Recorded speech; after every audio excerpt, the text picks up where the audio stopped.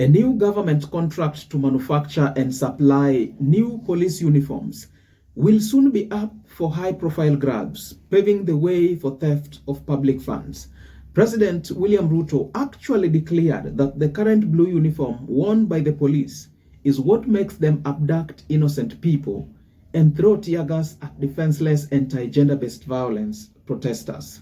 We will engage the police men and women so that we can have an appropriate uniform. I know that has been agreed upon, and what is awaiting now is for us to roll out and make sure that we kit our policemen and women with uniform that gives them an inspiration to work. Somewhere around 2020-2021, the then Deputy President William Ruto wanted to do the police uniform tender using proxies, but it was stopped by Super CS Dr. Fred Matiang'i. Dr. Fred Matiang'i even revealed how inconsistent the then Deputy President of the Republic of Kenya, William Ruto, had become at that time.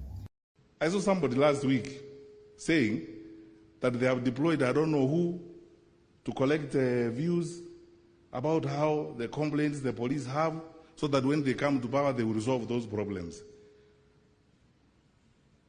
You know, sometimes you can actually laugh if it wasn't a serious issue. Those fellows who are saying that, some of them have sat with them in the National Security Council. And my brother here can bear me out. They have never said one thing about the police, one, when we are in those meetings. They will only talk about the police if there is a tender.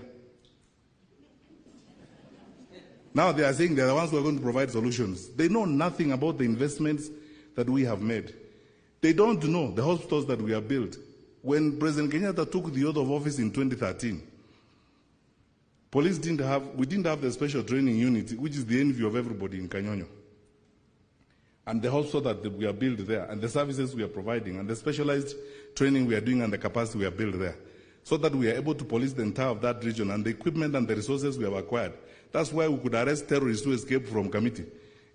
Now, this makes me believe that the value of the police uniforms contract will be deliberately inflated, and that William Ruto will award it to his proxies, who will later channel millions of shillings to the top dog. William Ruto actually confirmed that he is a man on a mission, but he didn't properly clarify.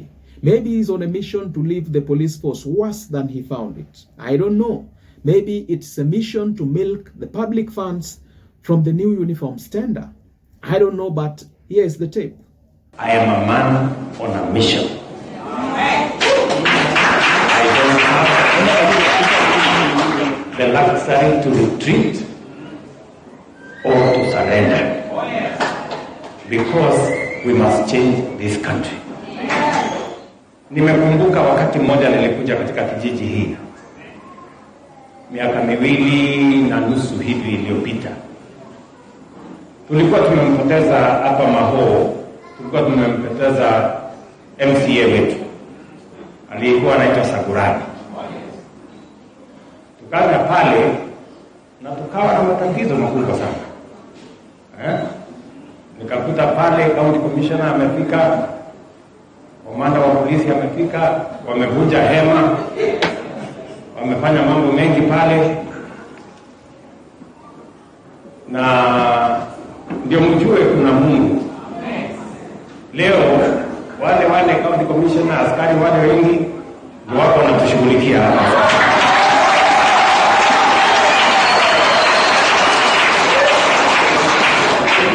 Si Mungu ni waajabu jamani? Mungu ni waajabu, si waajabu? Na nakumbuka wakati huo nilisema pale ya kwamba, nilisema kwa Kiingereza, then I said I am a man on a mission. I don't have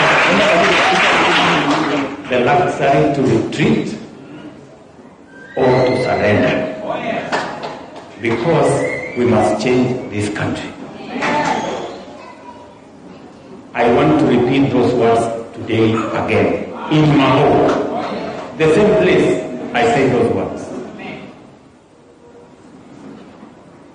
I have a great dream for Kenya. A big vision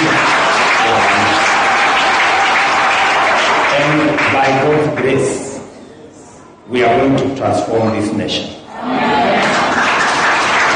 Now in this video, I want us to look into why as a country we do not need new police uniforms and why the president's plan to craft a different uniform for the police force is nothing but a scheme to obtain millions of shillings, if not billions, for his 2027 presidential campaigns. And without wasting time, let's get after it. Number one, Kenyans deserve a highly trained, highly humane police service. The National Police Service is not in need of new uniforms. They need thorough training so that they can behave like human beings with common sense. People who do not tear gas peaceful protesters.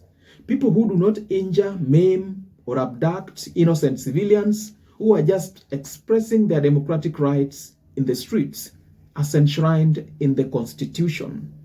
Now, if William Ruto is interested in developing the police force, then he should actually capitalize on training facilities and not on the color and fabric of uniforms. Number two, color and fabric of the police uniform actually adds little or no value at all to the police service. Proper training actually does. The Kenya Police Service uniform only changed about 5 years ago. Any attempt to change it again at this time is nothing but a means by which the high profiles in authority will obtain millions of cash and kickbacks. William Ruto wants to put his hand in everything.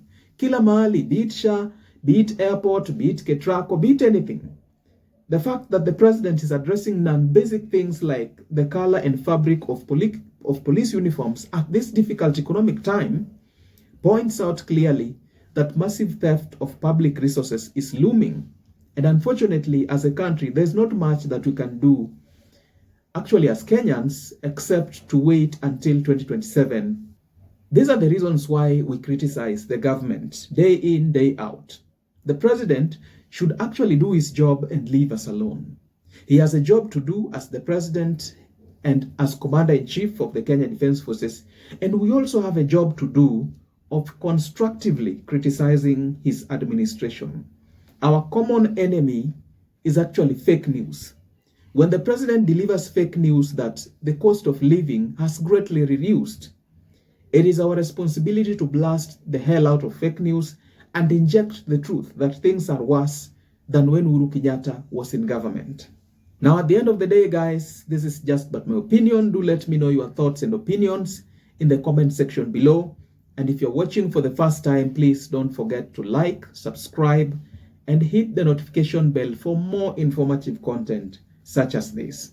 Also, remember to check out my YouTube channel, and I guarantee you will get a ton of recent content on political, policy, and governance issues in our country, Kenya.